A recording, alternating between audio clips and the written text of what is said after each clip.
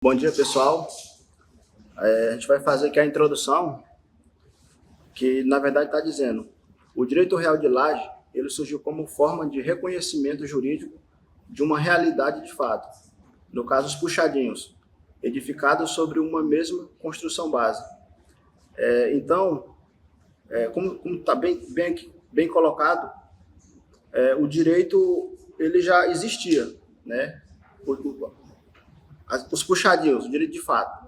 Só que o Poder Judiciário acabou que trazendo esse reconhecimento, essa formalidade, né? Aí, primeiros conceitos.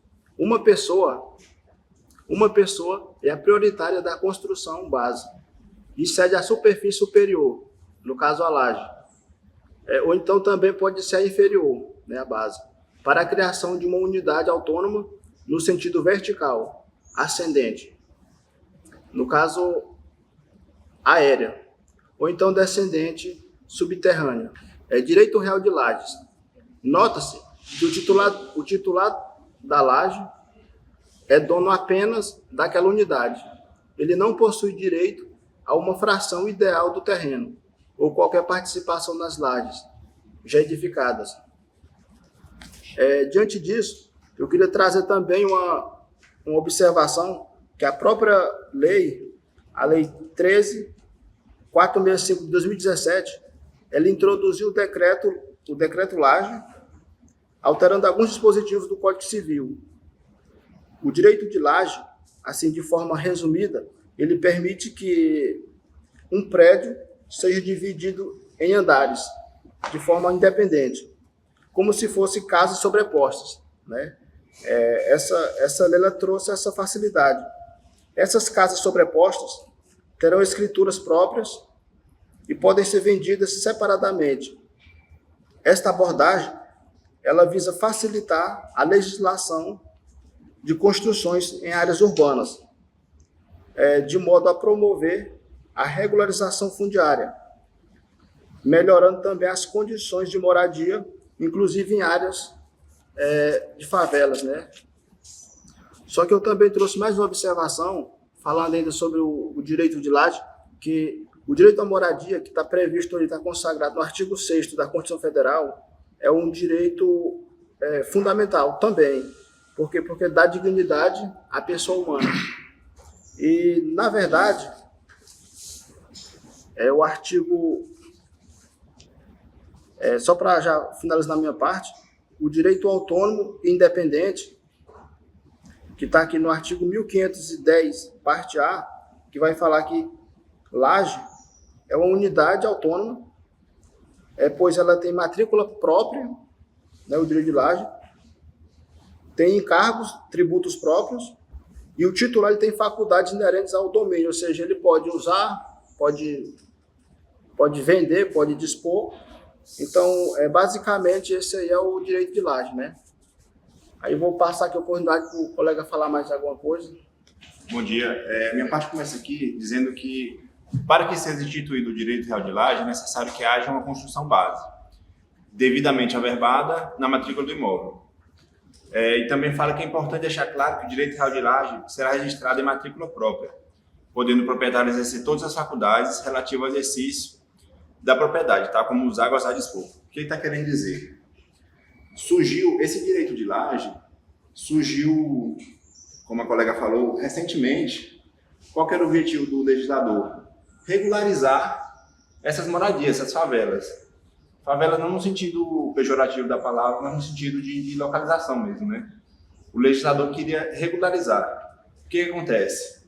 Numa laje, tem a construção, aí vem um tio, um parente, ou até mesmo um desconhecido, ou até mesmo a pessoa que está passando por dificuldade financeira, ele vende aquela parte de cima da casa e não era regularizado. Quando a pessoa que construiu morria, acabava ficando para o proprietário da primeira laje. Então, aqui o slide fala que tem que ter uma matrícula no primeiro imóvel, justamente para regularizar essa situação. Porque, senão, o legislador não ia atingir o objetivo se esses imóveis primeiros, antes da laje, ou superior ou inferior, no solo, subsolo, não tivesse essa matrícula. Também fala que o objetivo é regularizar essas unidades sobrepostas através de matrículas próprias. O que quer dizer?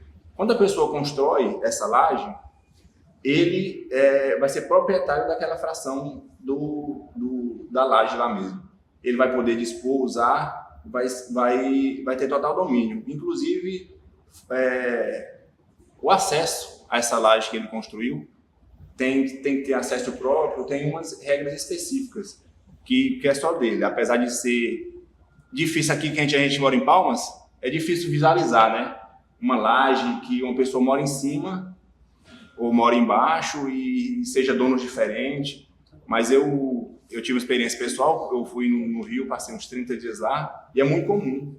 A gente chega numa casa, sobe uma escadinha do lado, acha uma laje. Aí sobe outra escada, uma laje. Uma mesma casa no morro, chega a ter 5 lajes. Assim, a gente olha por fora, parece uma casa só, mas tem muitas lajes, são casas muito pequenas. Por Palmas ser uma cidade planejada, é difícil a gente visualizar. Mas isso surgiu através da necessidade, né? O legislador viu que é a necessidade, essa situação, principalmente em área de favela, rio que tem morro, e para regularizar esses atos. E para finalizar minha parte aqui, permitindo assim maior autonomia e segurança jurídica ao titular da laje. Foi o que eu falei, né? Anteriormente.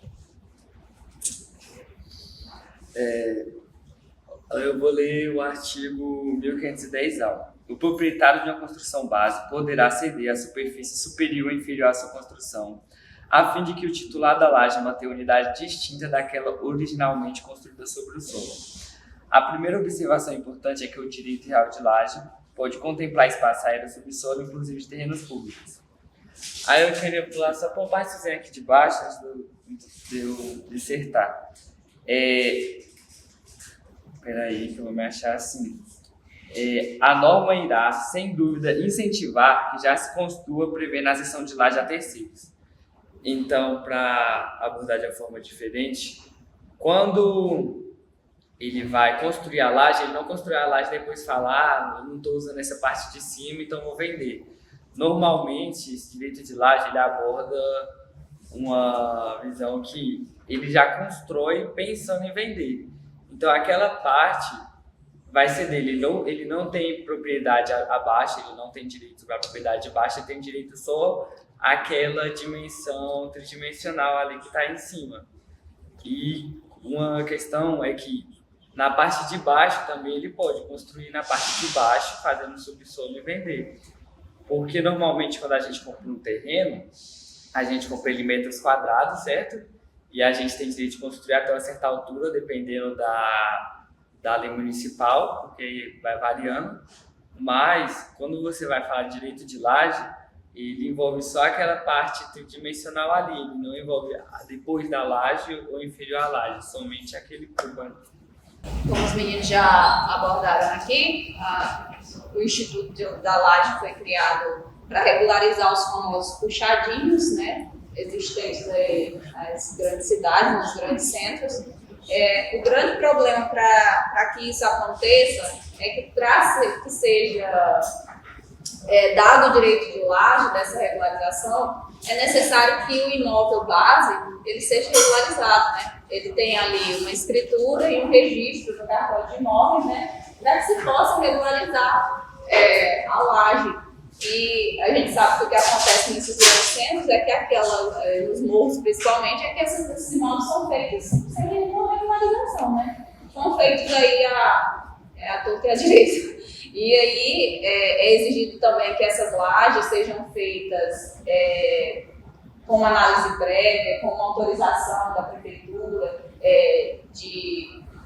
para que seja dito se suporta ou não uma laje em cima, né, com os procedimentos devidos.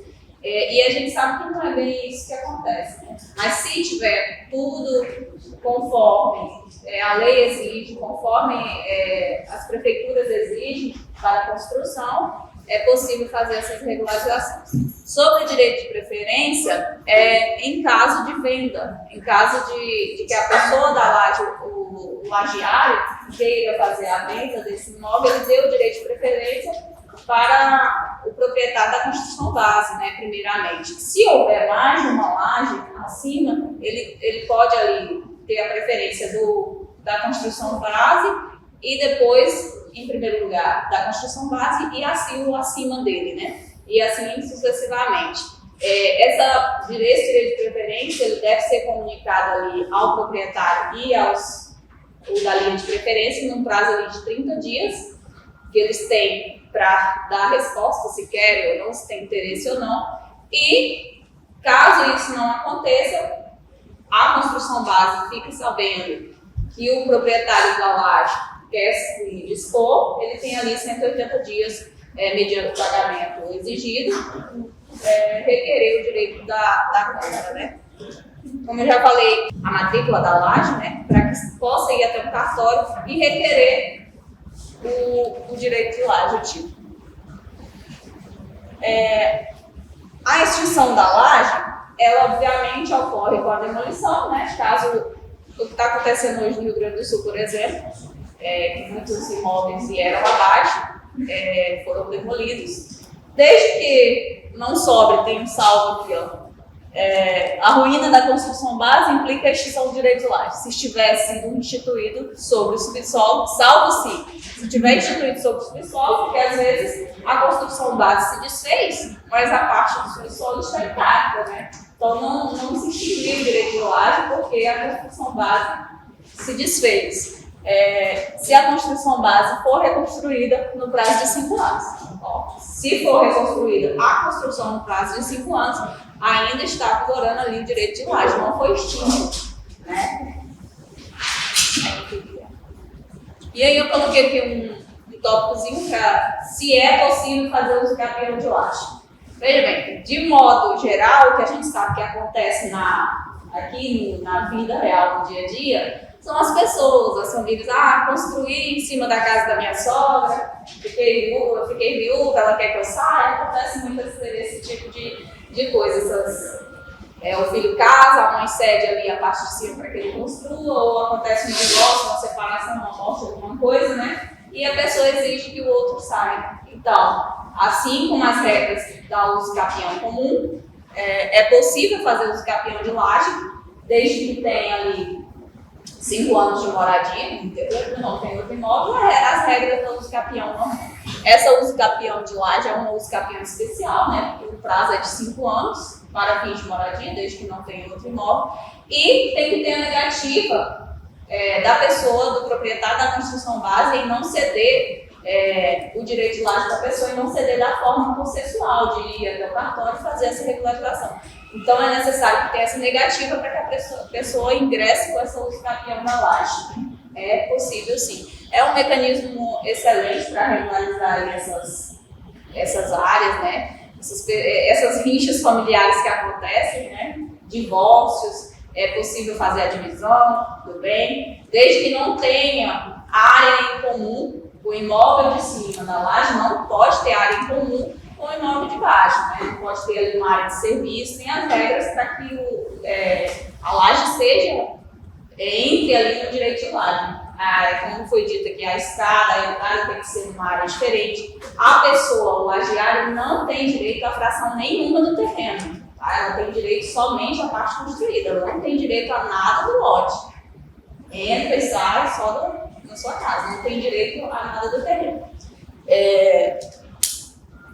Eu trouxe a medida provisória que alterou, que foi a medida provisória de número 759, né, de 2016, que fez essa alteração aí na lei 13.000, eu nem anotei aí, na lei 13.465 de 2017. Essa medida provisória trouxe esse instrumento e tornou lei aí em 2017, que a lei de 93, né, fazia referência, se tratava ali das regularizações agrárias, né? E aí em 2017, por isso que eu falei que é o caçulinha aí do Código Civil, tá tão novinho o direito de laje, trouxe esses mecanismos, essas possibilidades.